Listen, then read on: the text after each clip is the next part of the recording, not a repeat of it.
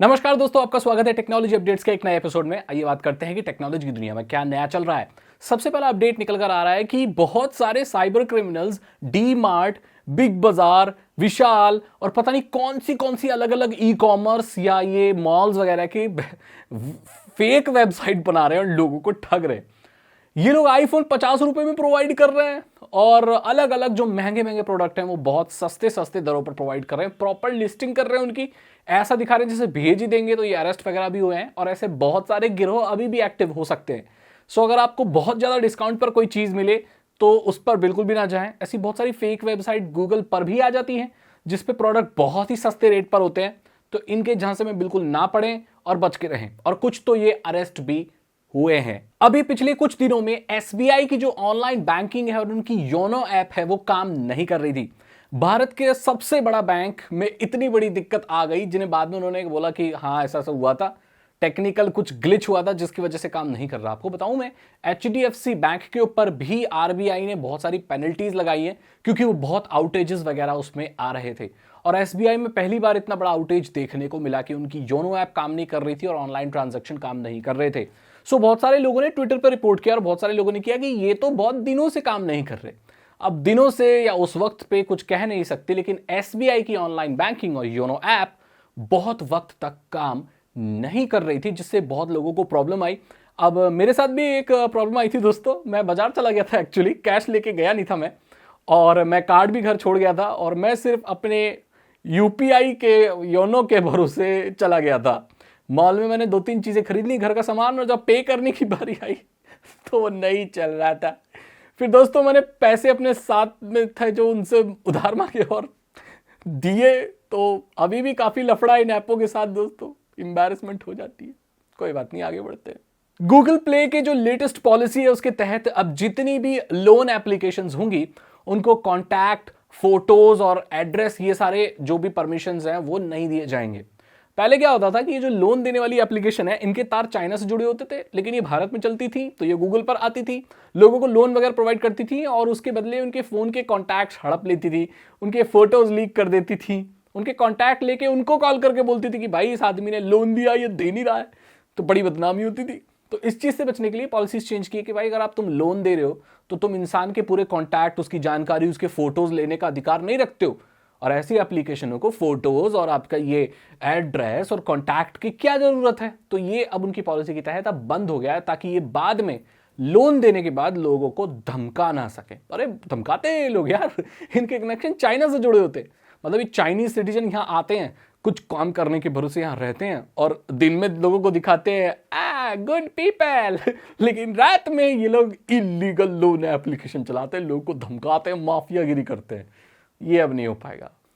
अरे मेरे कहने पे, बहुत सारे लोगों के कहने पे, क्या आपने अपना आईफोन एक्स, आईफोन 8 XR फेंक तो नहीं दिए या बेच तो नहीं दिए? अरे भाई रुक जाओ, अभी मत बेचना उन्हें।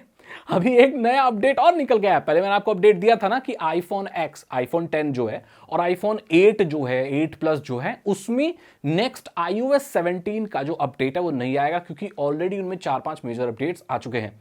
ये डिवाइसेस iOS 11 के साथ लॉन्च हुए थे तो ऑलरेडी 5 ये शायद अपडेट ले चुके हैं, 5-6।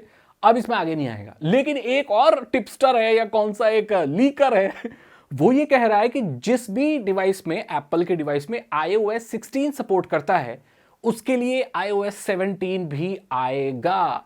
तो ये जून में खुलासा हो जाएगा। अगर आपके पास आईफोन X है और आईफोन 8 है तो थोड़ा रुक जाओ भाई शायद, क्योंकि ऐसा भी हो सकता है कि उसमें iOS 17 का अपडेट आ जाए जो कि एक मेजर अपडेट होगा जिसमें सारी फंक्शनैलिटी आपको देखने को मिलेंगी जो कि लेटेस्ट आईफोन 14 या 15 में देखने को मिलेंगी। तो भाई अभी मामला ऐसे ही है, कुछ पक्का पता नहीं है, तो रुक जाओ अभी।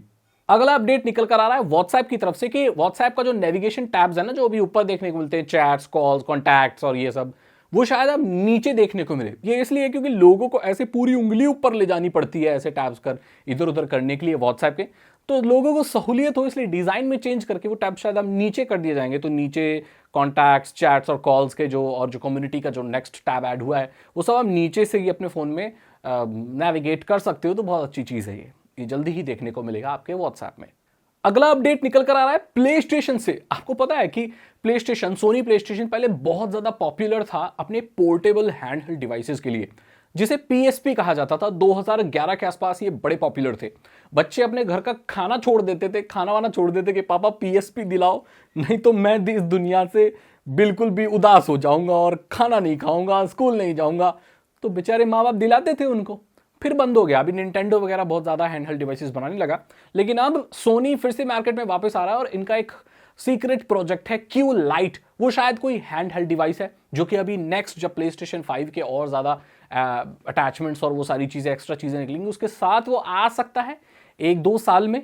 इतना सा छोटा सा डिवाइस होगा, 8 इंच की स्क्रीन के साथ आएगा और उसमें आप क्लाउड के उससे और कंटिन्यूअस जो कनेक्टिविटी आपको मिलेगी 5G की या जो भी हाई स्पीड इंटरनेट, उससे आप बड़े बड़े गेम अपने हैंडहेल्ड एक PSP लाइक डिवाइस पर चला पाओगे। सो PlayStation वापस ही कर रहा है अपनी हैंडहेल्ड डिवाइस के सेगमेंट पे क्लाउड गेमिंग के साथ, जिसमें आप बहुत बड़े बड़े गेम एक छोटे सी डिवाइस में खेल पाओगे। सस्ता तो ये बिल्कुल भी नहीं होगा, क्योंकि भाई सस्ता क्या ही मिलता है आजकल तो पर ये डिवाइस आने वाला है, तो बच्चे फिर से खाना छोड़ सकते हैं और माँ बाप से जिद कर सकते हैं कि हमें तो ये क्यूलाइट या जो भी डिवाइस का नाम होगा वो दिलाओ, नहीं तो फिर तो भाई हम पढ़ेंगे ही नहीं, हम तो खाना नहीं खाएंगे दोस्तों। वही है बस बच्चे। तो दोस्तों ये थे टेक्नोलॉजी के अपडेट्स। अब हम बढ़ते हैं टेक्नोलॉजी के टेक टर्म की तरफ। आज का टेक टर्म है डीबगिंग। जैसा कि नाम कहता है, डीबगिंग मतलब कोई ऐसा प्रोसेस कि आपके सॉफ्टवेयर या प्रोग्राम में से बग्स को हटाना, उसे डीबगिंग कहा जाता है। ये डेवलपर्स करते हैं, जब कोई सॉफ्टवेयर बनाते हैं उसमें कुछ बग्स होते हैं, वो बीटा स्टेज पर निकालते हैं, लोग रिपोर्ट करते हैं ये बग है वो बग है या प्रॉब्लम है, तो उसे देखते हैं और उसकी डीबगिंग करते हैं। जो फाइनल स्टेबल रिलीज निकलती है वो बग्स से फ्री होती है और उसे स्टेबल रिलीज कहा जाता है, और वो फाइनली मार्केट में सबके लिए सॉफ्टवेयर लॉन्च कर दिया जाता है डीबगिंग करने के बाद, बीटा स्टेज के बाद। जैसे बीटा स्टेज, उसके बाद सॉफ्टवेयर का स्टेबल वर्जन 1 निकलता है। तो आपको पता चल गया होगा इसके बारे में। अगर आपको ये वीडियो अच्छी लगी तो लाइक करें, अपने दोस्तों के साथ शेयर करें। साइबर सिक्योरिटी और इथिकल हैकिंग में इंटरेस्ट है तो डिस्क्रिप्शन चेक करें। 299 रुपीज के 3 इथिकल हैकिंग कोर्सेज हैं जो आसान भाषा में आपको इथिकल हैकिंग सिखा देंगे। मैं मिलता हूं आपसे अगली वीडियो में। Thank you so much and good bye.